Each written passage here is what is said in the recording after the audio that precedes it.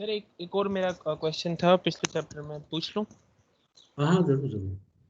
Sir वो हमारी जब वो लास्ट लैब हुई थी उसमें सर ने हमें एक बात कही थी कि जो ट्रांसमिशन लाइंस होती हैं ना, उनमें रिटर्न पाथ का कोई कॉन्सेप्ट नहीं होता सिंगल फेज में। मतलब ऐसा नहीं होता कि एक साइड पे करंट जा रहा है दूसरी साइड से आ रहा है। तो इस हाँ रिटर्न पाथ का क्या कॉन्सेप्ट है? मैं बहुत कंफ्यूज हूँ इस बात पे कि आपने तो हमें बताया था कि रिटर्न पाथ में एक साइड से पावर जाती है, दूसरी साइड से रिटर्न पाथ से वापस आती है। नहीं तो नहीं रिटर्न क्या होता है? नहीं नहीं नहीं नहीं नहीं नहीं, ये शायद सिंगल फेज पावर आ नहीं रही है, पावर तो सिर्फ जा रही है ना, करंट का पाथ आपका कंप्लीट हो जाता है। अगर सिंगल फेज सिस्टम है तो करंट एक कंडक्टर से जा रही होगी, दूसरे कंडक्टर से वापस आ रही होगी।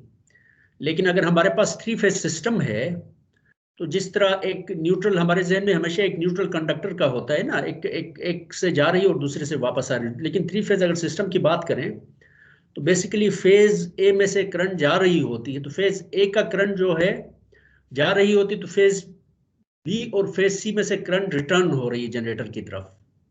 बात समझ गए ना? यानी सर करंट तो आई जी। करंट तो एसी करंट है, तो इसमें ये जाना और आना क्या है? मतलब ये जा ही रहा है ना एक तरफ से।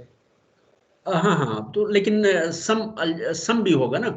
अगर 10 एम्पियर लोड की तरफ जा रहा है तो आप ठीक है। ये समझ लें कि उस इंस्टेंट पे किसी टाइम T1 पे फॉर एग्जांपल 10 एम्पियर करंट जो है, फेज ए का करंट है, साइनोसाइडल है ना, लेकिन टेन जी एम्पियर पॉजिटिव है, 10 एम्पियर उसकी तरफ जा रहा है, पॉजिटिव का मतलब है उसकी तरफ लोड की तरफ जा रहा है। ठीक ठीक है, है। तो उसी टाइम इंस्टेंट पे 5 एम्पियर फेज सी से जनरेटर की तरफ वापस रिटर्न हो रहा होगा, और फेज बी से जनरेटर की तरफ वापस रिटर्न हो रहा होगा।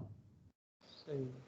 तीनों का सम जो है किसी टाइम इंस्टेंट पे, यानी आप ये करें फेज बी से लोड की तरफ 10 एम्पियर का करंट जा रहा है, 5 एम्पियर का जा रहा है पॉजिटिव।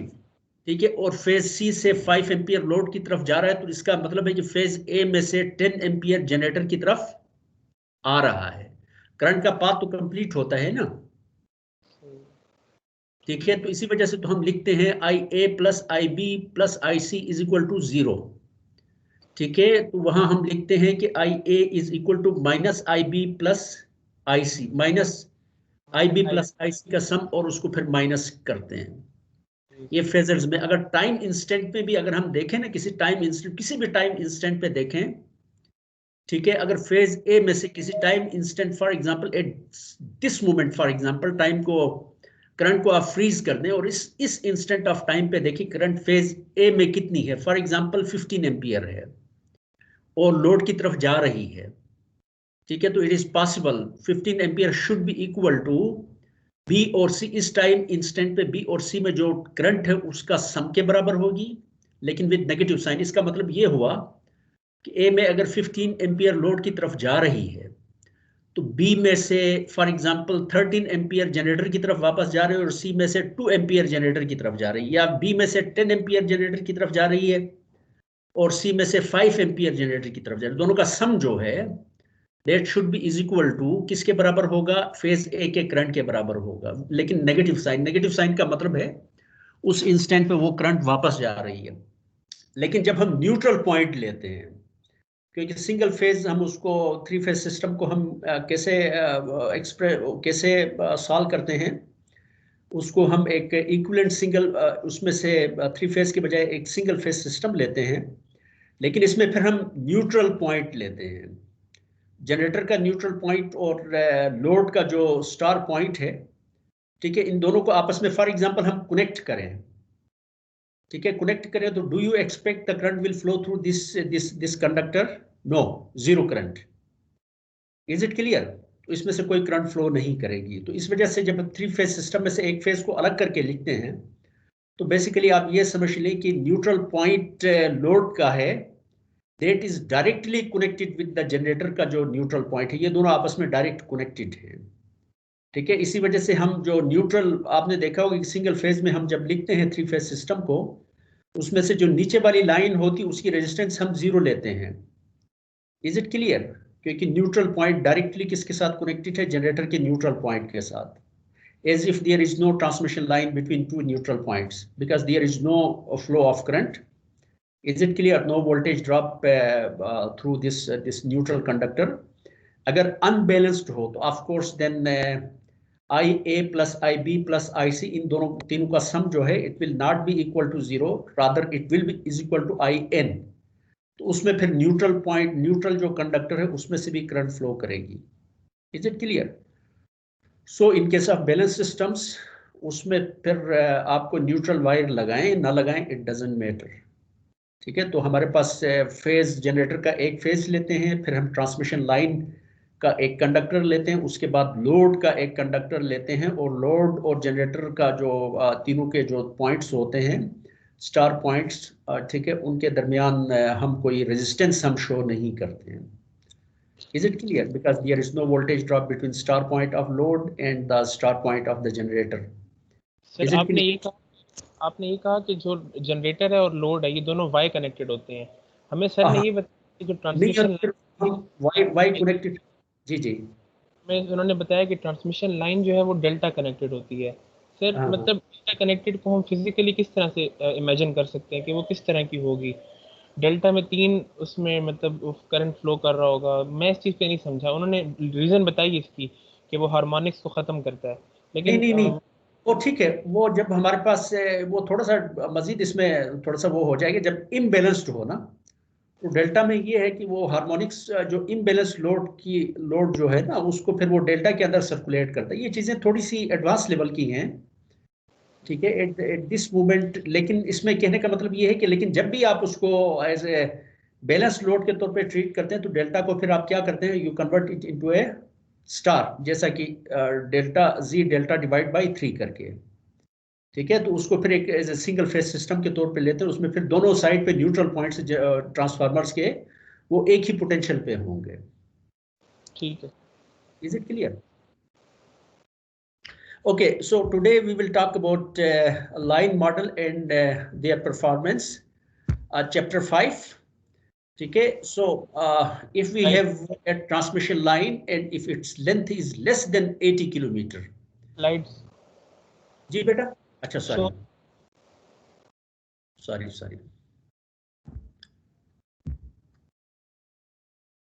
ठीक है, अगर हमारे पास एक ट्रांसमिशन लाइन है, of course it could have different lengths.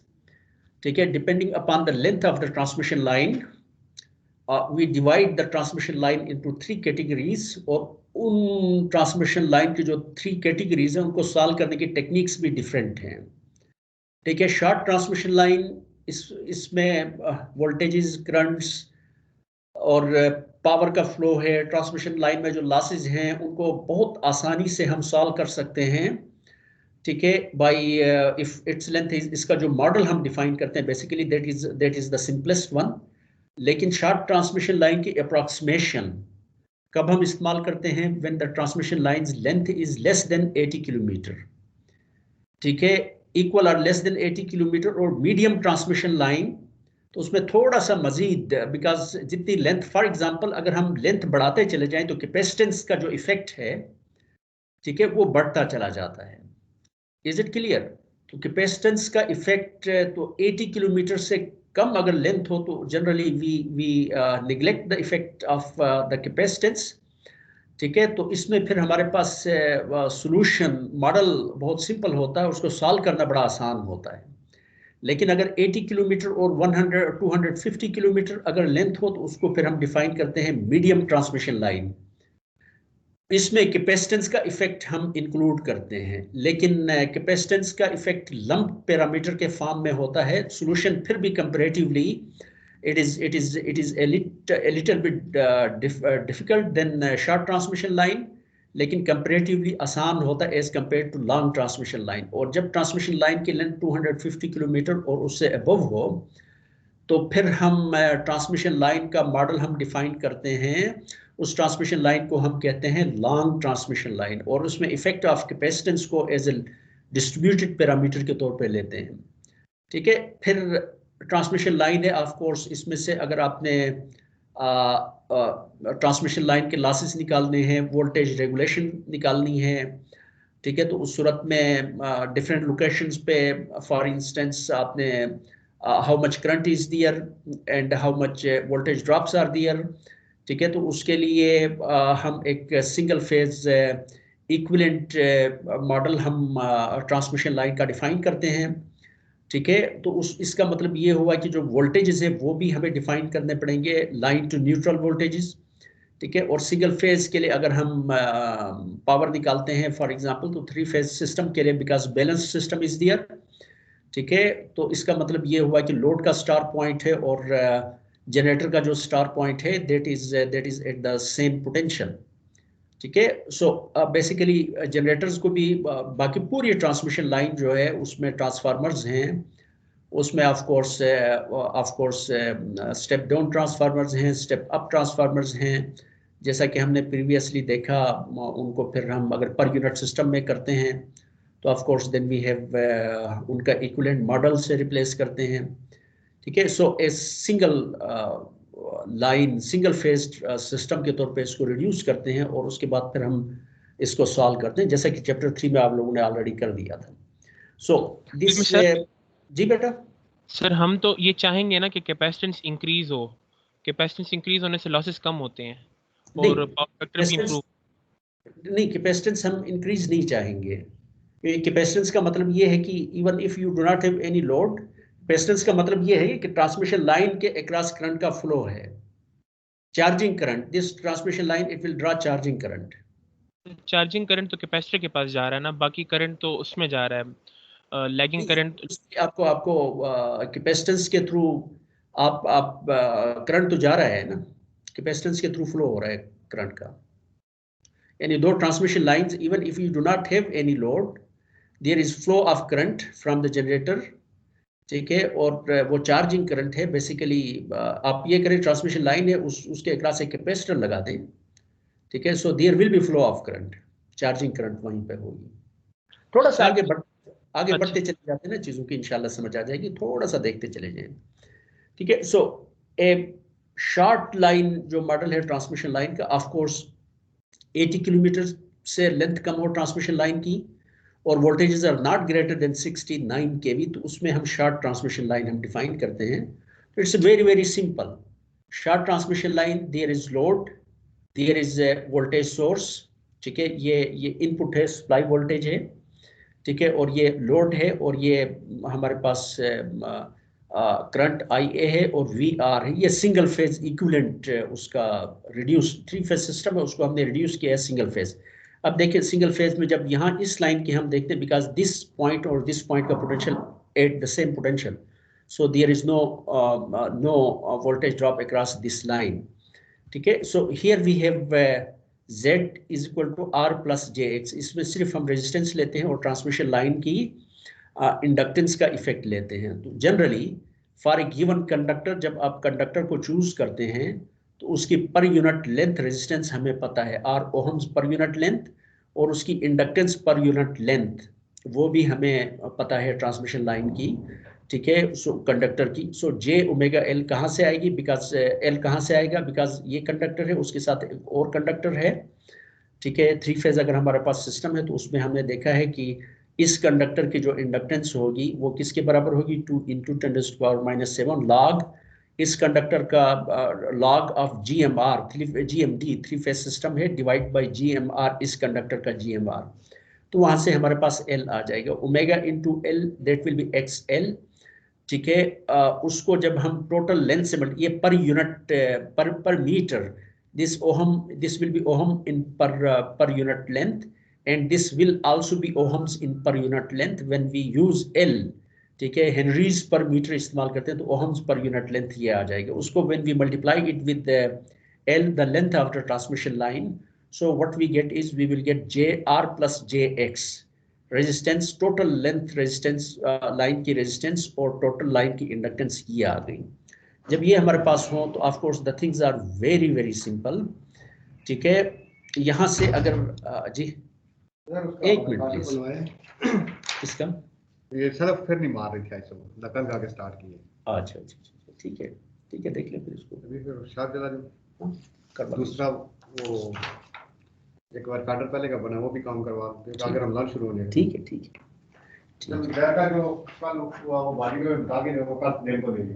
क्या लेना है?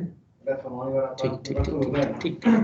ओके, सो एक हमारे पास 3 फेज ट्रांसमिशन लाइन है, ठीक है। अब we are interested in finding relationship ships between sending in voltages. यहाँ पे सेंडिंग इन वोल्टेज है, ये हमारे पास रिसीविंग एंड वोल्टेज है, ये हमारे पास लोड है एस, ठीक है। कम्प्लेक्स पावर है और जो लोड ड्रा करता है, लोड्स का जैसे कि मैंने आपको बताया कि ये हम कोई रेजिस्टेंस या कोई इंडक्टेंस जो इस तरीके से किसी शेयर का लोड है, ये एक ट्रांसमिशन लाइन है जो किसी शेयर को सप्लाई करती है। तो generally what we know is how much reactive power this load draws and how much active power this load draws. अगर रिएक्टिव पावर और एक्टिव पावर अगर हमें पता हो तो हम करंट IA भी फाइंड कर सकते हैं। Is it clear? Reactive power और एक्टिव पावर हमें पता हो तो एक इक्विवेलेंट इंडक्टेंस, इक्विवेलेंट एम्पीडेंस भी हम यहाँ पे डिफाइन कर सकते हैं, ठीक है। Anyway, we are interested in finding the relationships between input quantities and output quantities. इसमें से एक रिलेशनशिप तो obvious, it is obvious, that is IS is equal to IR। Input से जो करंट जा रही है और आउटपुट पे जो करंट आ रही है लोड की तरफ, because there is no parallel component between the transmission line and this conductor neutral point, ठीक है। so its capacitance will be equal to capacitance कोई है नहीं है, ठीक है। so it means that IS, there is no path from here to here before the load, so IS will be is equal to IR। और VS किसके बराबर होगा? VS will be is equal to, it's very simple, IR को इसके साथ Z के साथ multiply करें और VR में वो वाला ड्रॉप ऐड कर दें, तो what we get is we will get VS। Very simple, very very simple, ठीक है। But IS what is, because it is a 3 phase system, ठीक है। 3 फेज सिस्टम की पावर हमें पता है, this much complex power it draws, ठीक है। But we are interested in finding this VR is कौन सी वोल्टेज है? लाइन टू लाइन वोल्टेज पता है ट्रांसमिशन लाइन की, उसको √3 से डिवाइड करेंगे तो what we get is we will get the phase voltage. So what will be the current here? अगर हमारे पास 3 फेज रिएक्टिव पावर पता है, उसको 3 से डिवाइड करेंगे तो हमारे पास single phase reactive power not complex power, ठीक है, या अपेरेंट पावर, ठीक है, उसको जब 3 से हम डिवाइड करेंगे तो what we get is we will get the apparent power for the single phase, और उसको V और स्टार और इसको जब हम V स्टार से डिवाइड करेंगे तो what we get is we will get IR, load current, ठीक है। ये चीज ऑलरेडी हम डिस्कस कर चुके हैं। सो आप जरा पुराने लेक्चर्स को दोबारा आप देख लें, ठीक है। Once we have IR, VS is equal to VR plus Z into IR, ठीक है। Phase voltage in the sending end is VR plus Z into IR। ये हमारे पास हो जाएगी equation, very simple. VS is equal to VR plus IR into IS, ठीक है, because IS is equal to IR। इसको एक और तरीके से भी हम सोच सकते हैं इस ट्रांसमिशन लाइन को। ये आपने पढ़े होंगे नेटवर्क एनालिसिस में ABCD पैरामीटर ट्रांसमिशन लाइन, जो नेटवर्क्स होते हैं इलेक्ट्रिकल नेटवर्क्स, उसके H पैरामीटर्स की आपने कभी बात सुनी होगी, Z पैरामीटर्स की बात सुनी होगी, Y पैरामीटर्स की बात सुनी होगी। ट्रांसमिशन लाइंस में बेसिकली हम ये पैरामीटर्स सर्किट एनालिसिस वगैरह में स्टडी किया आप लोगों ने? जी सर, पढ़े।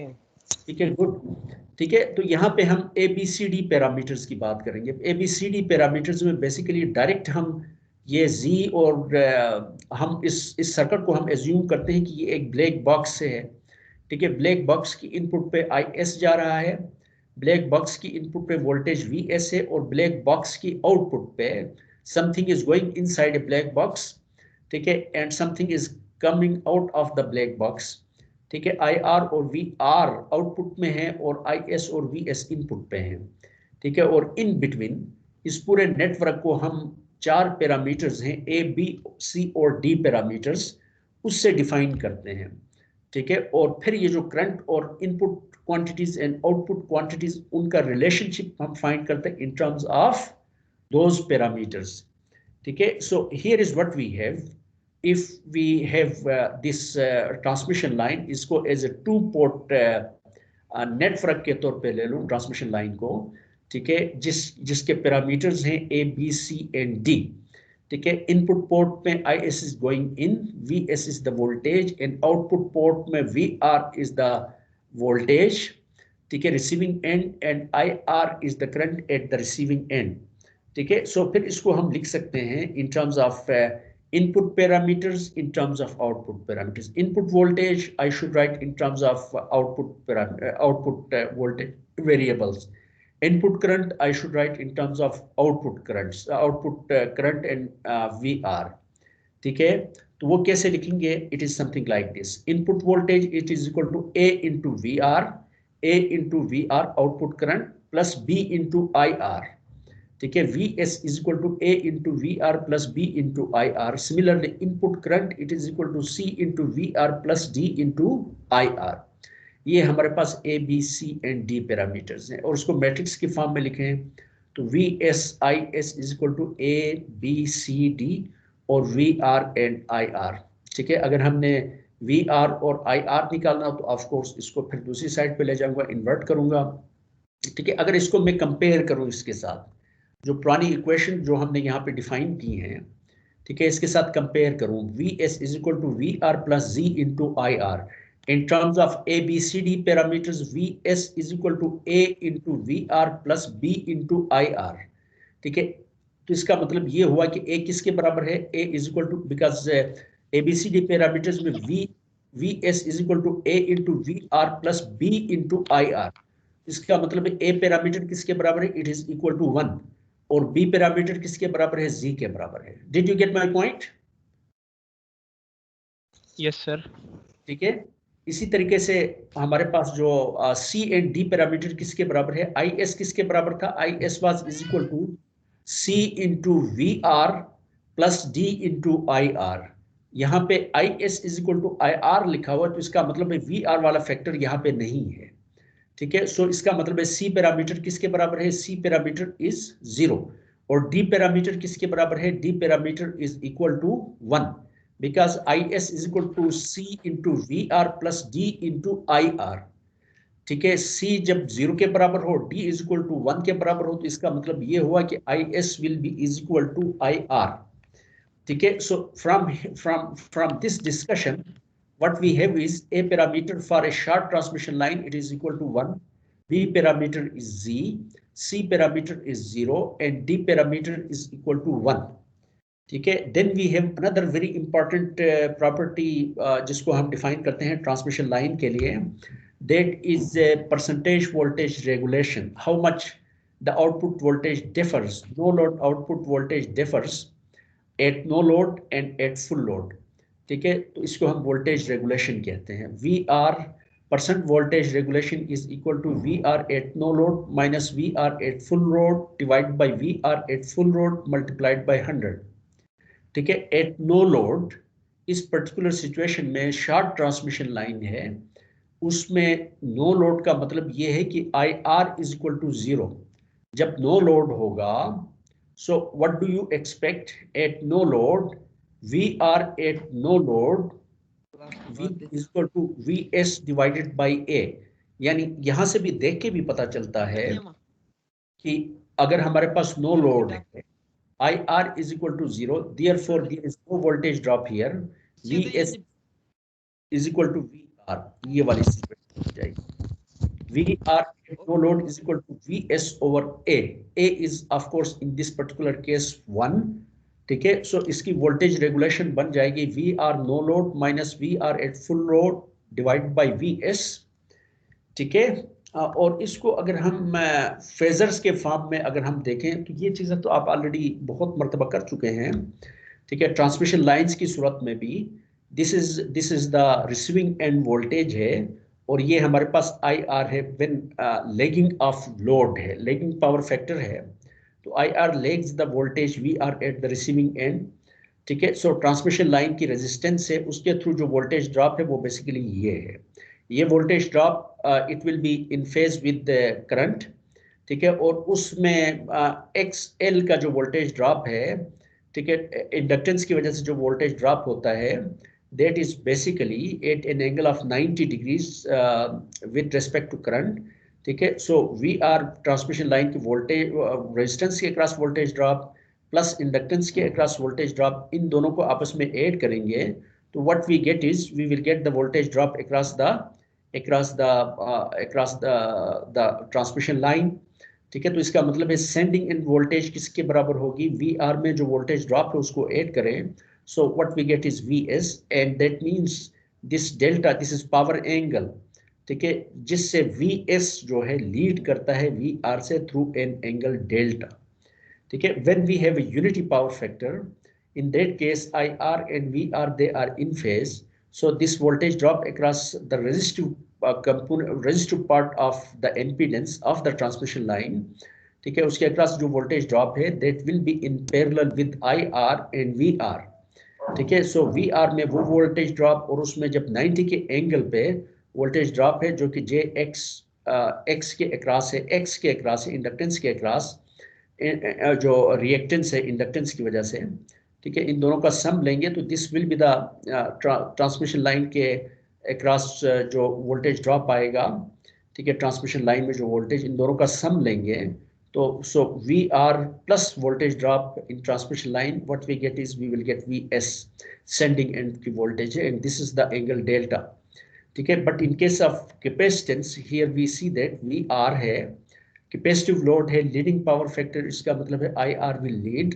ठीक है, इसका मतलब ये हुआ कि दिस रजिस्टर के ट्रांसमिशन लाइन के रेजिस्टेंस के अक्रॉस जो वोल्टेज ड्रॉप है that will be parallel to I R and it is given to us by this component, this phasor. ठीक है, और जो इंडक्टेंस के अक्रॉस जो वोल्टेज ड्रॉप है ट्रांसमिशन लाइन की, that will be at an angle of 90 with respect to I R, इस direction पे होगा। उस फेजर को मैं उठा के यहाँ पे ले आता हूँ और इसके साथ मैं ऐड करता हूं तो what I get is this will be the voltage drop across the transmission line.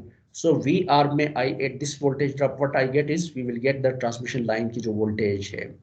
ठीक है, और इसका फेज एंगल भी मुझे मिल गया, और it may happen that this transmission line की जो वोल्टेज है असेंडिंग एंड की voltage it could be less than, it will be less than V R. ठीक है, in case of leading current की सूरत में, लेकिन पावर का flow because this angle is greater than V S का एंगल ज्यादा है वी आर से, पावर का फ्लो हमेशा रियल का पावर का फ्लो हमेशा लोड की तरफ ही होगा। अनलाइक डीसी अगर हमारे पास वोल्टेजेस हैं तो उसमें फिर what is important is power का फ्लो हमेशा हाई वोल्टेज से लो वोल्टेज की तरफ होगा, लेकिन in case of AC systems it is not necessary. ठीक है, so in this leading load की सूरत में जब लीडिंग पावर फैक्टर हो लोड का तो उस सूरत में V S could be less than V R, could be higher than V S. ठीक है, लेकिन पावर का flow because this angle delta is this V S is leading V R, so the real power flow, remember that the real power flow it will take place from the sending end to the receiving end. For leading loads the voltage regulation, because this Vs is less than Vr, ठीक है, so in case of leading loads we could also have हमारे पास जो है voltage regulation it could be even negative। ठीक है, so here is power अगर हमने निकालनी है सेंडिंग एंड पे, सेंडिंग एंड से कितनी पावर आ रही है, इट्स वेरी सिंपल।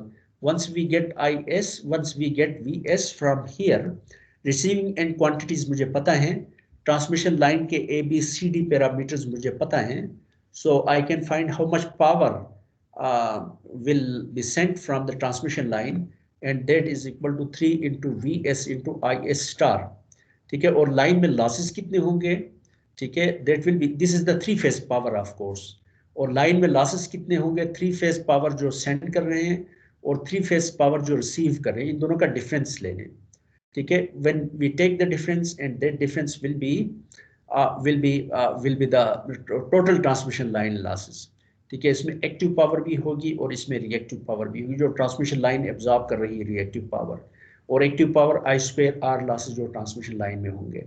और ट्रांसमिशन लाइन की एफिशिएंसी किसके बराबर होगी, that will be real power received by the transmission eight the receiving end, और जो रियल पावर जो सेंड की गई है ट्रांसमिशन साइड से, ठीक है, सेंडिंग एंड से जो रियल पावर भेजी गई PS सेंडिंग एंड की पावर और रिसीविंग एंड की पावर, इन दोनों का रेशो हम लेंगे तो that ratio is known as the efficiency of the transmission line. So here is a very simple example. ठीक है, एक 220 kV की ट्रांसमिशन लाइन है. एक और चीज याद रखें, जब भी आपने प्रॉब्लम्स करने होंगे तो वहां पे जो वोल्टेज गिवन होती है, that voltage is line to line voltage. ये 220 kV 3 फेज ट्रांसमिशन लाइन, इसका मतलब ये है कि ये लाइन टू लाइन वोल्टेज है, and its length is 3 phase transmission line है और इसकी लेंथ इज 40 किलोमीटर है. The resistance per phase is 0.15 ohm per kilometer. This is the resistance. And the inductance per phase is 1.32613 millihenries per kilometer. The shunt capacitance is neglected. क्यों neglect किया? Because the length of transmission line is 40 kilometer, less than 80 kilometer. Use the short line model to find the voltage and power at the sending end. इसमें हमने ये find करना है कि कितनी sending end पे वोल्टेज क्या होगी और सेंडिंग एंड से कितनी पावर फ्लो करेगी. ठीक है, सप्लाई करेगा सेंडिंग एंड, और इस ट्रांसमिशन लाइन की वोल्टेज रेगुलेशन निकालनी है और इस ट्रांसमिशन लाइन की एफिशिएंसी निकालनी है. और ये ट्रांसमिशन लाइन जो है ये सप्लाई कर रही है 381 मेगा MVA. ठीक है, इतनी पावर अपेरेंट पावर है और at a power factor of 0.8 power factor पे लैगिंग है और 220 kV वोल्टेज है रिसीविंग एंड पे. ठीक है, और फिर इसी प्रॉब्लम को आपने सॉल्व करना है, इसमें लैगिंग के बजाय लीडिंग हो, यानी आपका कैपेसिटिव लोड वहां पे लगा हुआ है. तो हम लैगिंग के लिए करते हैं, the same procedure will be for the leading. लेकिन जब हम वोल्टेज रेगुलेशन हम निकालेंगे तो उसमें आप देखेंगे कि in case of voltage regulation, the voltage regulation would come out to be negative. ठीक है, हम सिर्फ we will talk only about part 1 जिसमें लैगिंग पावर फैक्टर है. तो of course it's very simple. Transmission line है, इसमें हमारे पास क्या चीज है, इट इज वेरी सिंपल. तो इसमें Z is equal to R plus JX है, because R per unit length is known to us, X per unit length is known to us, L per unit length is known to us. तो यहाँ से फिर मैं निकाल सकता हूँ R plus J omega L multiplied by total length of the transmission line. ठीक है, what we get is we will get 6 plus 20 J20 ohm. ये ट्रांसमिशन लाइन की इम्पीडेंस है. What about the receiving end की voltage, it is 220 kV. ठीक है, इस पे ये पावर रिसीव कर रहा है एट द रिसीविंग एंड पे. इसको फिर हम रेफरेंस लेते हैं, इसके एंगल को हम 0 लेते हैं. आप कुछ भी ले सकते हैं. ठीक है, बाकी एंगल्स फिर अकॉर्डिंगली एडजस्ट हो जाएंगे. ठीक है, लेकिन अपनी आसानी के लिए अगर हम कोई और एंगल, मसलन यहाँ पे 30 लेता हूँ, 220 एंगल 30 का मतलब ये एक कम्प्लेक्स नंबर बन जाएगा. ठीक है, मेरी कैलकुलेशंस बढ़ जाएंगी, मेरे लिए जो है मोर कम्प्लेक्स हो जाएगा सोल्यूशन. तो मुझे हमेशा ऐसे वेरिएबल्स मुझे डिफाइन करने चाहिए. ठीक है, ऐसी क्वांटिटीज डिफाइन करनी चाहिए कि जो मेरी कैलकुलेशंस को सिंपल करे. ठीक है, तो इसके लिए मैं फिर इसी वजह से ये जो रेफरेंस है उसको मैं 0 लेता हूँ. यहाँ पे कोई उसने रेफरेंस बताया नहीं, तो रेफरेंस हमारी मर्जी है. ठीक है, आप कोई भी रेफरेंस आप ले लें. ठीक है, तो 0 लेने का फायदा क्या है, चीजें सिंपल हो जाएगी, कम्प्लेक्स नहीं होंगी. सो वी आर जी बेटा. सर ये रिसीविंग तो नहीं है, सेंडिंग वोल्टेज नहीं है ये 220 kV जो है? रिसीविंग है. ट्रांसमिशन लाइन ये 220 kV की ट्रांसमिशन लाइन है. ट्रांसमिशन लाइन भी डिफाइंड होती है ना, आमतौर पर जो ग्रिड स्टेशन होता है ना, यहाँ जिस तरह हमारा नीलोर का है 132 kV का ग्रिड स्टेशन है. तो ये ट्रांसमिशन लाइन जो इस तरफ आ रही है बेसिकली 132 kV की ट्रांसमिशन लाइन है. सही, मतलब ये जनरेशन की वोल्टेज नहीं होती वहाँ आगे. ठीक है, ये यहाँ पे देखें ना, इसने ये कहा है कि 381 MVA at 0.8 power factor lagging at 220 kV. तो जनरेशन की वोल्टेज क्या होगी, इसमें से जो वोल्टेज ड्रॉप आएगा, ठीक, अब there will be voltage drop. ठीक है, हियर वी हैव ये हमारे पास वोल्टेज है, उसमें वोल्टेज ड्रॉप को ऐड करेंगे तो what we get is we will get the voltage at the sending end. ठीक है sir. So here we have VR, because a single phase we reduce the 3-phase system into a single phase system. So VR will be is equal to 220 divided by under root 3. So this is the phase voltage. ठीक है, now here we have the apparent power. वो किसके बराबर हो गई, 3 phase power 381 cos inverse 0.8, ठीक है, और यहाँ से फिर हमारे पास आ जाएगा 3 phase power 304.8 plus J228.6 MVA. This is the 3 phase power. ये हम क्यों इंटरेस्टेड हैं उसमें? हम इसलिए इंटरेस्टेड हैं कि इसमें वोल्टेज तो हमें पता चल गई, ठीक है, V R, and what is the current. अगर करंट भी हमें पता चल जाए तो तब हम ये सेंडिंग एंड की पावर भी निकाल सकते हैं. उस करंट को इसके साथ मल्टीप्लाई करके वोल्टेज ड्रॉप फाइंड करेंगे, उसमें ये वाला वोल्टेज हम ऐड करेंगे तो what we get is we will get sending end voltage as well. ठीक है, तो इसके लिए फिर हमें अपेरेंट पावर से बेसिकली, अगर तो ये रेजिस्टेंस मुझे पता होती, अगर लोड की वैल्यू मुझे पता होती, तो of course then the things were very simple. इस वोल्टेज को लोड की एम्पीडेंस डिवाइड करता तो मुझे करंट IR मिलती. लेकिन जैसा कि मैंने आपको बताया 132 kV की लाइन आके हमारा जो ग्रिड स्टेशन है 132 kV की यहाँ टर्मिनेट हो रहा है. अब इस ग्रिड स्टेशन से जो अपेरेंट पावर जा रही है, एक्टिव पावर कितनी जा रही है, रिएक्टिव पावर कितनी जा रही है, वो हमें पता है. ठीक है, तो इसका मतलब है कि वहां से फिर हम क्या कर सकते हैं, अगर हमारे एस पता है इस ग्रिड स्टेशन से नीलोर की तरफ आगे चरा गांव है उस तरफ कितनी टोटल जो इस ग्रिड स्टेशन के ऊपर जो एक्टिव और रिएक्टिव पावर का लोड मुझे पता है, तो वहां से जो ट्रांसमिशन लाइन पे जो करंट आ रही है वो मैं फाइंड कर सकता हूँ. वो कैसे करूंगा? Of course it is very simple. IR will be is equal to 3 phase power है, उसको 3 से डिवाइड करें, उसका कंजुगेट ले लें तो सिंगल फेज पावर आ जाएगी, और उसको फेज वोल्टेज से आप डिवाइड करें, उसकी कंजुगेट से डिवाइड करें तो IR आ गई, which comes out to be this thing. ठीक है, so it's very simple. VS is equal to VR plus Z into IR. ठीक है, इसको मैं ऐड करूंगा तो what I get is I will get this is the sending end voltage and this is the power angle. ठीक है, lead करती है, सेंडिंग एंड की वोल्टेज लीड करती है रिसीविंग एंड के वोल्टेज से 4.93 डिग्रीज, तकरीबन 5 डिग्री. ठीक है, तो सेंडिंग एंड की लाइन टू लाइन वोल्टेज का मैग्नीट्यूड क्या होगा? Of course we will multiply this 144.33 multiplied by under root 3. It means that there will be 250 kV sending end की जो वोल्टेज होगी that will be 250 kV. Is it clear? So what will be the sending end power? Sending end power, it is equal to 3 into VS into IS star. ये फार्मूले आप लोगों ने अच्छे तरीके से याद रखने हैं. ठीक है, 3 into VS into IS star. So this much power 433 angle 41.8, this much power. ठीक है, ये भेजी जा रही है, लेकिन how much power is received at the receiving end, that is this much power 381 angle 36.84. तो इसका मतलब है कि कुछ reactive power it is being absorbed. Of course the transmission line has inductance, the transmission line has resistance. So एक तरीका तो ये है कि मैं ट्रांसमिशन लाइन में लॉसेस कितने हैं आई मुझे पता है, आई स्क्वायर आर में कर लूँ, X square into I R में कर लूँ. वहां से एक्टिव पावर और रिएक्टिव पावर हमारे पास क्या मिल जाएगी? I square R X into I square, if you remember that formula. ठीक है, तो वहां से एक्स आई स्क्वायर. ठीक है, तो वहां से मैं एक्टिव पावर और रिएक्टिव पावर दोनों निकाल सकता हूँ. ठीक है, लेकिन यहां से डायरेक्ट भी हम निकालते हैं. IS इज इक्वल टू इसको जो सेंडिंग एंड की पावर हमारे पास इतनी है और रिसीविंग एंड पे इतनी है, तो इसका मतलब ये है कि बाकी जो पावर है that has been absorbed by the transmission line. और what will be the percentage regulation? It is voltage at no load minus voltage at full load divide by voltage at full load. Voltage at no load किसके बराबर होगी? This is what is the voltage of the transmission line at the sending end. It is equal to 144.33 या 250 kV है. ठीक है, at no load, what will be the voltage at the receiving end? No load, जब यहाँ पे कोई load नहीं लगाया है, तो whatever the voltage at the sending end is, the same voltage will appear at the receiving end.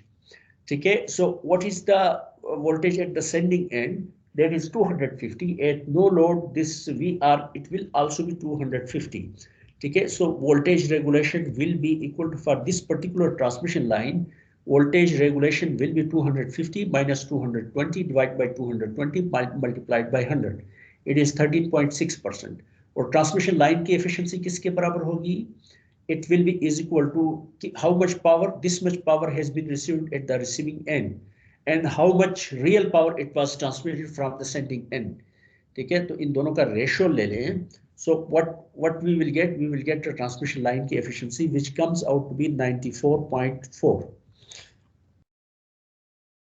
ठीक है, यहां से भी पता चलता है. ये देखें, सेंडिंग एंड की जो वोल्ट कितनी, how much power, real power is 320. ठीक है, जबकि रिसीव कितनी हो रही, इतनी रिसीव हो रही है. रिएक्टिव पावर सेंडिंग एंड से कितनी भेजी जा रही है, 288.6, और रिसीविंग एंड पे कितनी आ रही, इट इज इक्वल टू 228. ठीक है, 228.6 MVA रिसीविंग एंड पे रिसीव हो रही है. तो इसका मतलब है इन दोनों का जो डिफरेंस है, that reactive power is being absorbed by the inductance of the transmission line. Inductive effect जो है, ठीक है, उसकी वजह से ये absorb कर रही है. Reactive power absorbed by the जो transmission line की जो inductance है. Is it clear?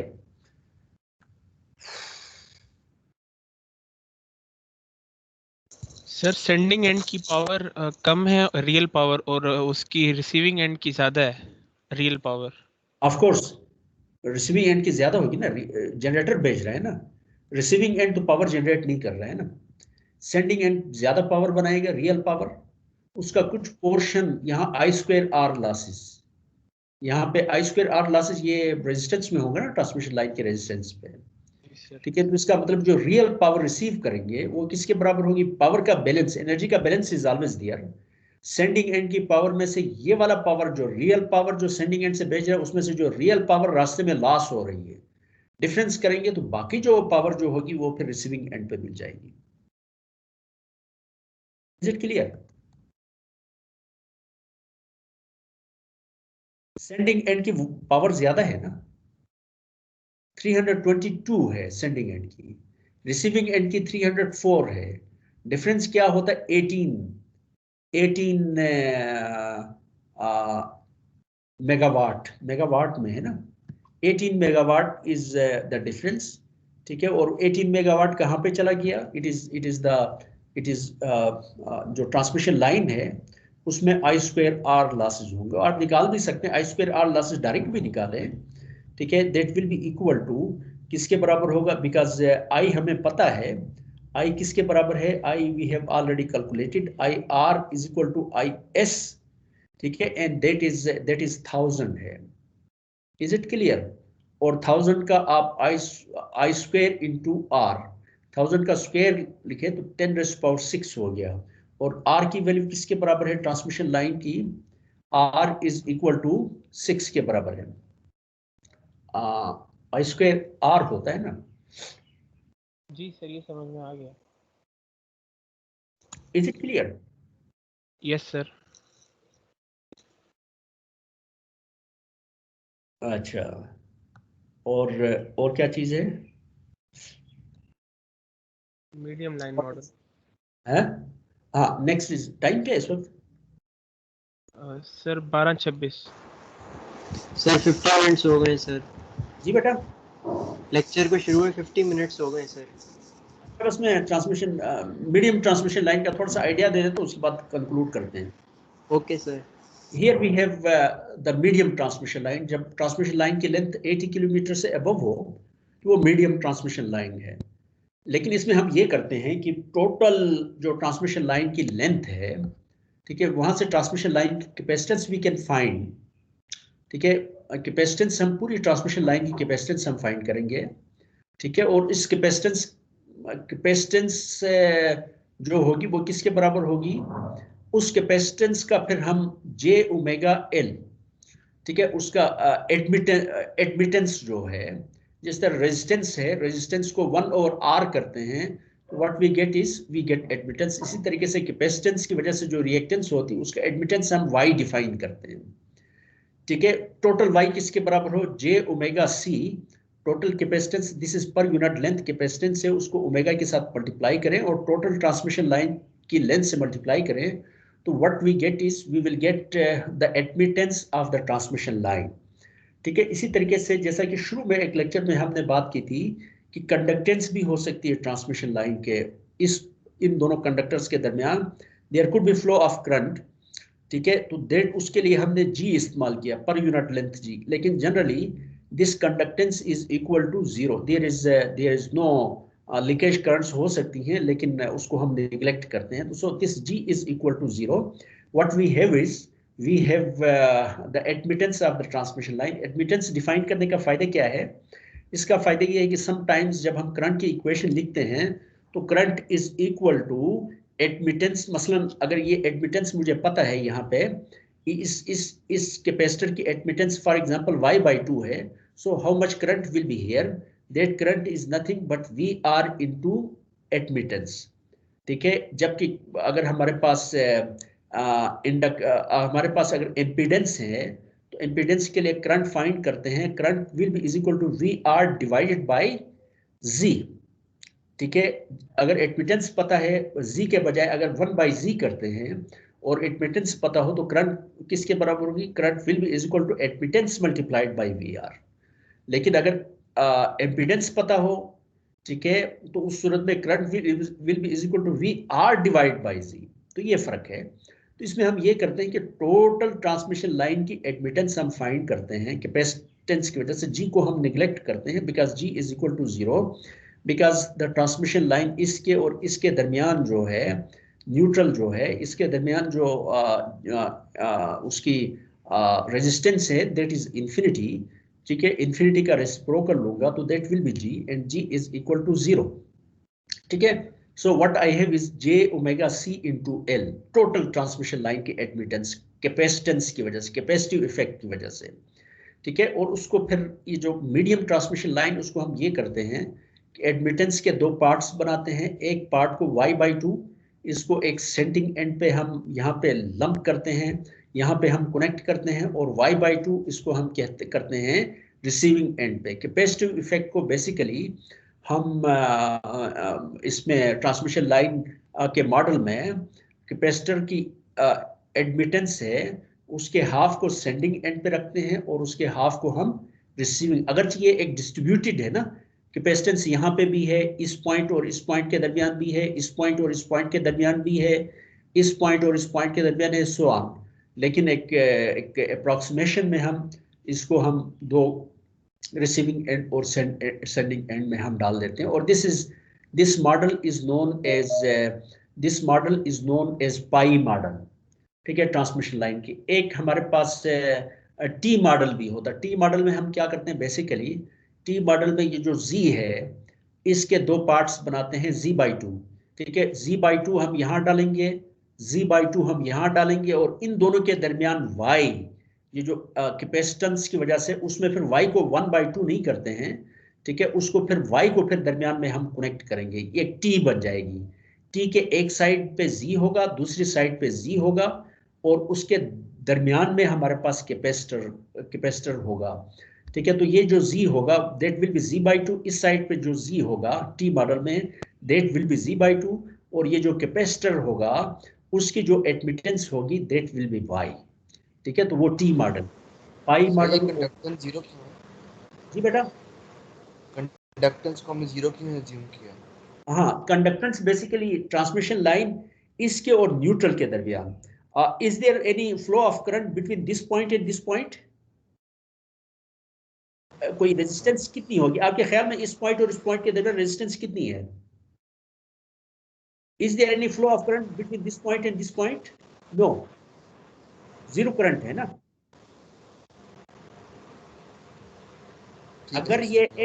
अगर ये if this air is not ionized, will there be flow of current between this point and this point? No, sir. अगर हमारे पास दूसरी क्या है, हमारे पास इंसुलेटर्स हैं, उनकी सरफेसेस जो है उस पर डस्ट नहीं है, साफ सुथरी हैं, ठीक है। Will there be any flow of current? Sometimes जो इंसुलेटर्स हैं उनकी सरफेसेस के ऊपर वैसे लीकेज करंट्स फ्लो करती हैं, ठीक है। There is no flow of current between this point and this point, direct flow of current. इसका मतलब इस पॉइंट और इस पॉइंट के दरमियान रेजिस्टेंस जो है वो क्या है? इन्फिनिटी है, ठीक है। तो इसका मतलब ये हुआ कि इस पॉइंट और इस पॉइंट के दरमियान अगर G उसको मैं कंडक्टेंस से रिप्लेस करूं तो कंडक्टेंस हमारे पास क्या होगा? जीरो के बराबर होगा। 1 divide by infinity is equal to 0। Conductance है, कंडक्टेंस एडमिटेंस के रेसिप्रोकल होता है। जी बेटा। सर ये जो कैपेसिटेंस हमने इस तरह मॉडल में 2 लगाई हैं, हमें कैसे पता है कि ये बिल्कुल वैलिड मॉडल है? क्योंकि कैपेसिटेंस इस तरह से तो नहीं होती है एक्चुअल ट्रांसमिशन लाइन में। पिछला मॉडल नहीं तो हो, नेगलेक्ट कर ली यही थी। यही पिछला तो अप्रॉक्सीमेट था ना, ये जी। उससे थोड़ा सा बेहतर है। जब लाइन की लेंथ अगर ज्यादा हो तो उसमें से कैपेसिटेंस को हम निगलेक्ट करेंगे तो एरर बहुत ज्यादा आ जाएगा।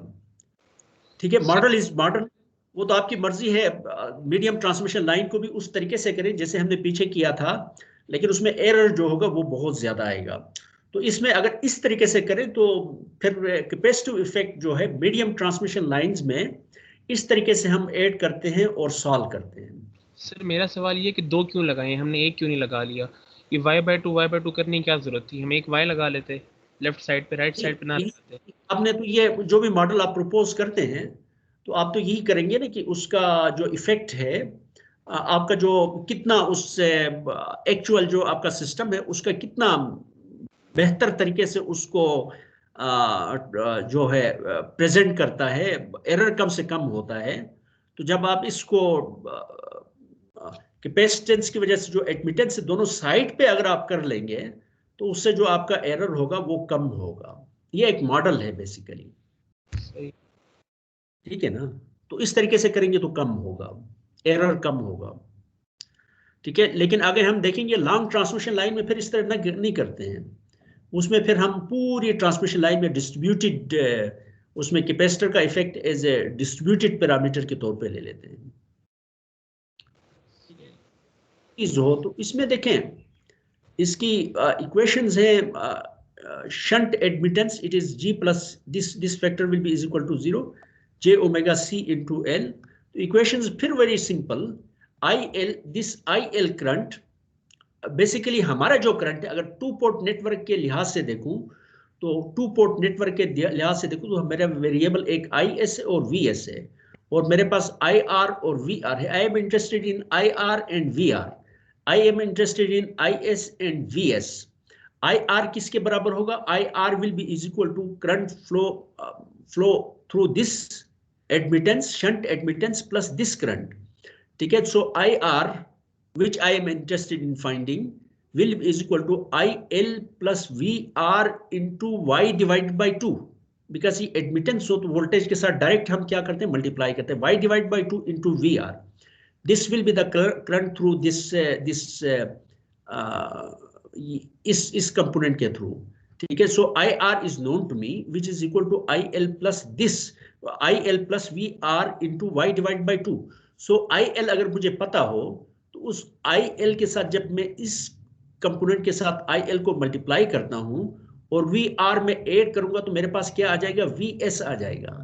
लेकिन IS किसके बराबर होगा? IS will be is equal to IL plus this current. ठीक है, the same current flows through this part. ठीक है, और उसमें फिर ये वाली करंट में ऐड करूंगा और ये वाली करंट किसके बराबर होगी? VS into Y divide by 2 के बराबर होगी। It's very simple, very simple. ठीक है, IL यहां से देखें, IL is equal to IR plus Y divide by 2 into VR। IL plus IR is equal to IL plus VR into Y divide by 2। ठीक है, from KVL sending end voltage किसके बराबर होगी? VR plus Z into IL, the same IL flows through this Z। ठीक है, so VS will be is equal to VR plus Z into IL। ठीक है, substituting for IL, जो IL मैंने यहाँ पे कैलकुलेट किया ऊपर, उसको मैं यहाँ पे रखूंगा तो VS किसके बराबर आ जाएगा? 1 plus ZY divide by 2 VR plus Z into IR। ठीक है, ये इक्वेशन आ गई। VS अगर निकालनी हो, VR मुझे अगर पता है, IR मुझे पता है, और ट्रांसमिशन लाइन के पैरामीटर्स अगर मुझे पता है तो VS निकालना it's very very simple using this formula. और सेंडिंग एंड करंट क्या होगी? सेंडिंग एंड करंट ये नहीं है, ऑलवेज रिमेंबर ये नहीं है, क्योंकि ये पूरा ट्रांसमिशन लाइन का मॉडल ये है, यहां से लेकर यहां तक ये सारे का सारा ट्रांसमिशन लाइन है। मैं इंटरेस्टेड हूं यहां ट्रांसमिशन लाइन में कितनी करंट जा रहा है, IS में इंटरेस्टेड हूं। ठीक है, तो IS किसके बराबर है? This current plus this current. ये करंट ऑलरेडी हम फाइंड कर चुके हैं, it is equal to this thing. और उसमें ये वाली करंट किसके बराबर होगी? This current is nothing but VS, because the voltage Vs also appears across this component. Vs into y divided by 2, this will be the current through this component. उसमें IL current में add करूंगा तो IS आ जाएगी. IL को already मैं यहाँ पे find कर चुका हूँ. ठीक है. So IS is equal to IL plus VS y divide by 2 into VS. ठीक है. तो इसमें फिर IL को मैं यहाँ से ये पुट करूंगा. ठीक है. और उसके बाद सिंप्लीफाई करूंगा तो मेरे पास ये इक्वेशन बन जाएगी. Very interesting. Vs is equal to this thing into VR plus this thing into IR. IS is equal to this component into VR plus this component into IR. ठीक है.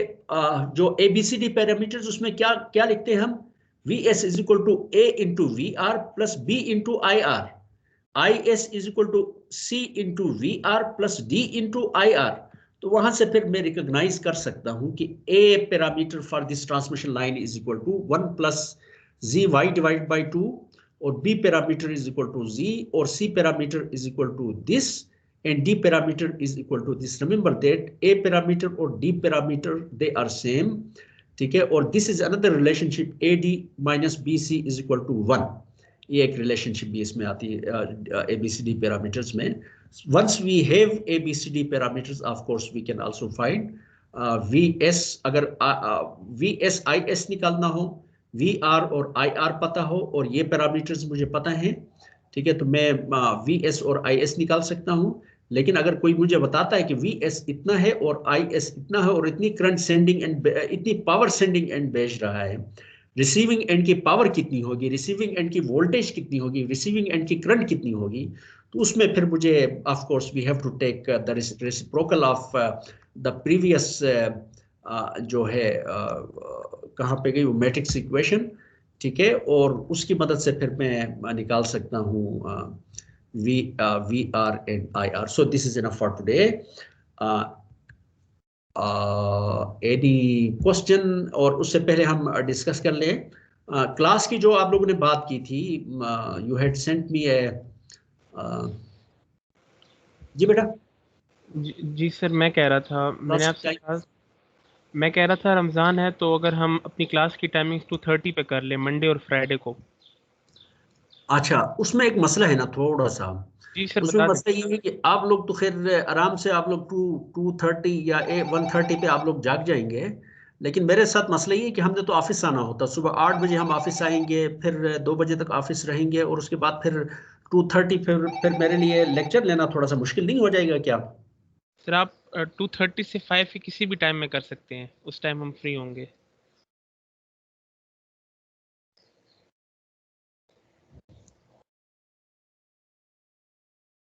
रिकॉर्डिंग ऑफ कर दीजिए please.